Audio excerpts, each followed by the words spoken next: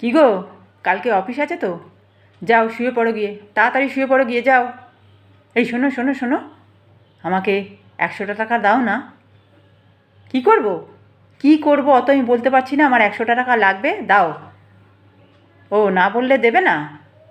থাক, দিতে হবে না, ছেড়ে দাও। যাও শুয়ে পড়ো গিয়ে। ও শোনো, কালকে সবজি আর মাছ কিনতে যেতে হবে, বাজারে যেতে হবে।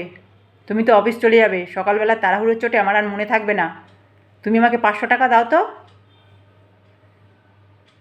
দাও, 500 টাকা দাও। হুম, দাও। যাও, এবার শুয়ে পড়ো গিয়ে, যাও।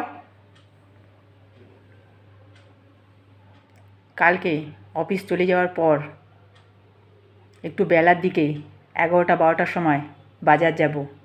যেই সবজিগুলো দেখব সস্তা সেগুলো নিয়ে আসবো।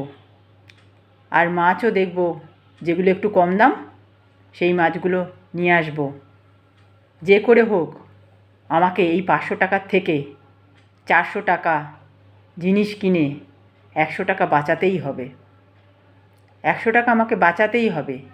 সোজা আঙুলে ঘি না উঠলে আঙুল তো বাঁকাতেই হবে নাকি?